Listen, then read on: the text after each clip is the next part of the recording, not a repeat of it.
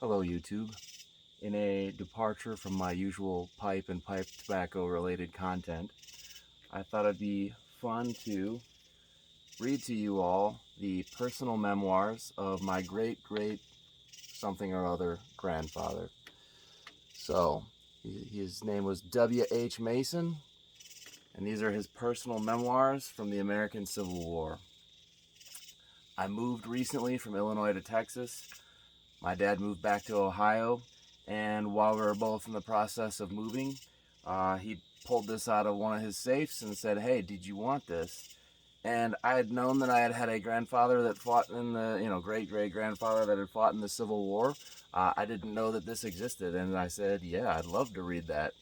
So, without further ado, I'll get into it. So, all I knew of him was that he had settled in as the published here says, Hancock, Michigan. I don't know if that's gonna show up, but that's all I knew. As we'll see in a moment, he's actually from Wisconsin. So let's dig into it. He has a very short forward here. These are my personal memoirs of my experiences which I took part in a great army like ours was, a non-commissioned officer or a private soldier. All he knew about the war is the part he took in it himself. So, Chapter 1. I signed up with the Company 2 of the 1st Wisconsin as captain's waiter when I was 14 years of age. At that time, the officers were elected by the men of the company. The captain of the company I signed up with was not elected, and as I was not old enough to enlist, I had to wait until I became older before I could go to the front. It was very exciting at that time in Sheboygan Falls, Wisconsin, where I enlisted. Papers, and by papers I think he means newspapers here, were scarce, and when anyone could get a hold of a paper, there was some good reader appointed, and crowds would gather and listen to the reports from the front.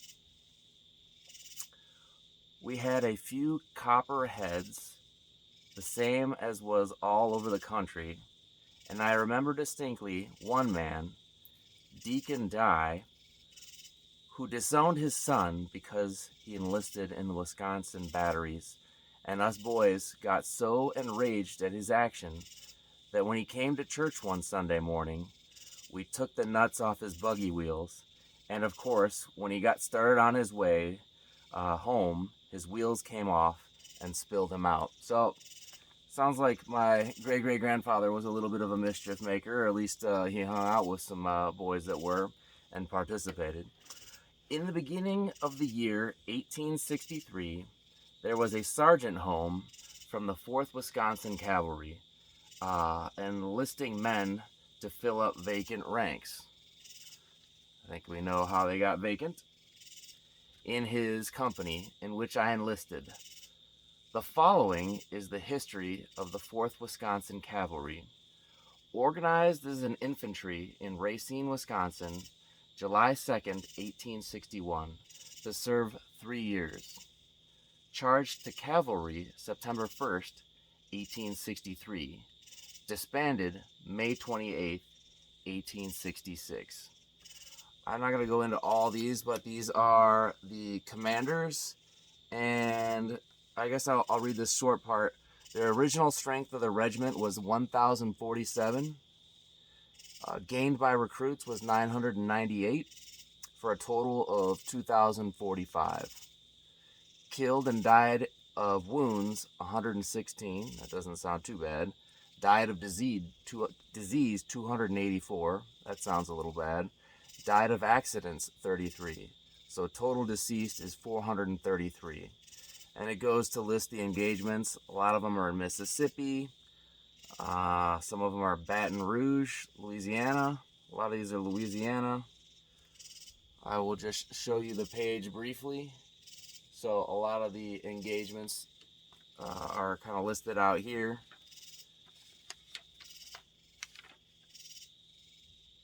There's one more on this next page, or a couple more, I should say. He goes on to say, there were 10 of us boys signed up with the recruiting officer and went down to Sheboygan the next day and took a boat for Milwaukee. And from there, we went to Madison, Wisconsin, where we were sworn into the United States service, and we had to give our ages as 18. So keep in mind, he's 14. They had to give their age as 18, as that was the regulation, and they were examined by doctors to see that they were sound, and then they were put into line, ready to take the oath. 14, could you imagine? Ready to take the oath. The officer said, hold up your right hand, and there we took the oath to serve for 3 years or during the war. We were all accepted except one man who held up his left hand, and he was told to hold up his right hand. And when he did, it showed 3 fingers from his right hand were missing, and he was not accepted. He was a good man, and he cried like a baby because he could not go along with us boys.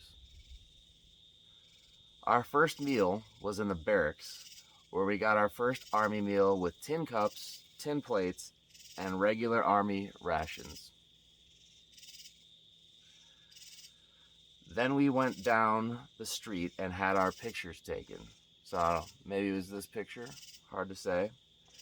From there, we went into a show and got decorations for our hats, composing of crossed sabers with the 4th Wisconsin Cavalry marked on them.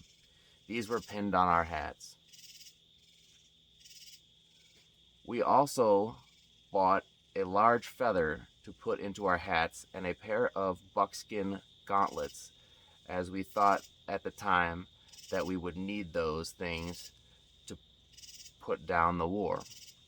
The next day, we boys, as well as boys from other counties, were placed together and took the train to Cairo, Illinois. I'm from Illinois, not from Cairo. We had a great time on that ride, as all along the lines there were men, women, and girls on housetops, out of windows, and at the depot cheering us as we went by.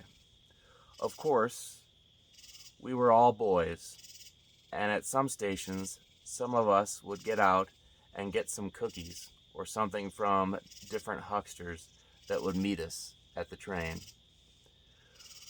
When we got to Cairo, we met our first real surprise. We drew our uniforms at Madison and had a blanket, and we found Cairo was nothing but a mud hole, and the first night we slept on the platform. The next thing we did was to take a look around at the boats that carry the soldiers down the Mississippi River. And we saw a pilot house with half of the iron boiler split in two, and we wanted to know what that was for. And they told us that was to protect the pilot from shots. So we proceeded on our way to the front. We passed Vicksburg, Memphis, Island number 10, Natchez, and after we got below Memphis, I think the name of our boat was Continental. There was a new boat that was just launched called the Fashion, coming down alongside ours. And then there was nothing to do, but they had to have a race. When the Fashion came alongside our boat, they started. She was loaded with supplies, cattle, chickens, fresh meat for the hospitals, etc. She outrun us and got ahead of us about a quarter mile, struck a snag, and sunk. It was a pitiful sight because of those cattle. Were all tied down, and you could look from our boat down and see the tails of the horses out of the water. There were 40 to 50 crates of chickens that were floating in the river, and we had to take the passengers as well as a few ladies, which were transferred over to our boat. We also pulled in a crate or two of those chickens, and we had a good feast of them as we had them cooked in the lower deck and lived on chickens for a day or two. Then, in 2 or 3 days, we got to Baton Rouge, Louisiana, where we met the 4th Wisconsin, and we reported to our company, which was Company C. And I tell you, we got the laugh when they saw our hats and gauntlets. They made fun of us as they were old slouch hats with some with just the blouses. Even the officers were not dressed half as good as we were. But it was not long before we hid our clothes and put on other kinds of duds. We did not get our regular horses for a week or two, so the old soldiers, while taking a rest, would let us do the picket work and scouting, and let us use their horses. And that is the way we got our trial in using the horses. It was but a short time before we were on to the ropes, so in less than 3 weeks from the time I was on vedette on the outside picket line, the line up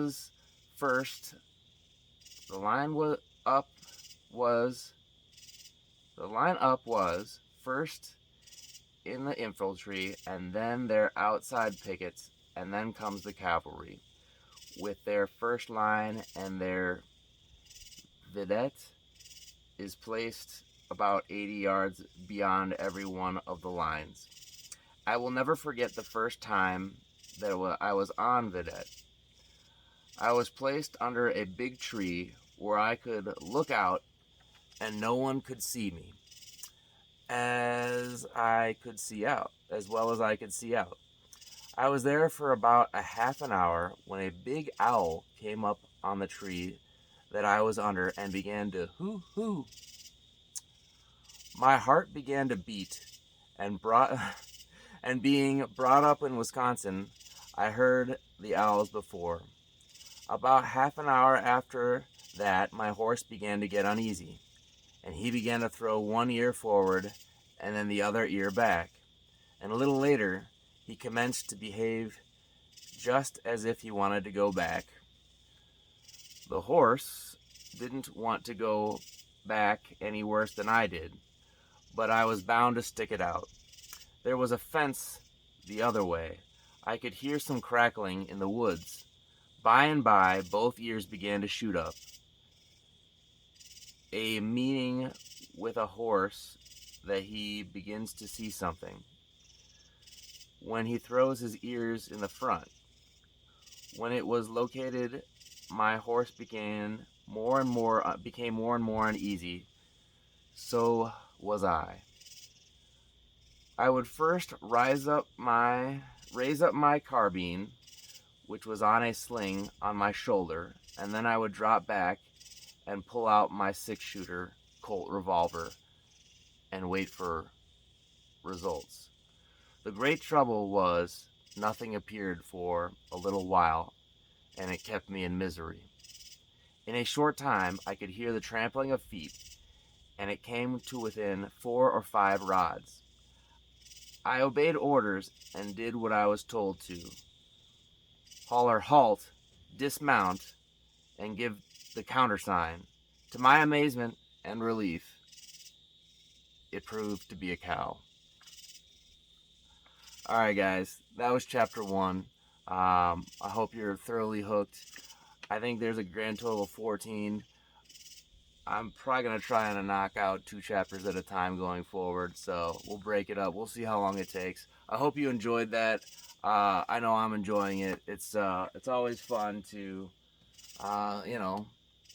have a little something of history passed down through generations.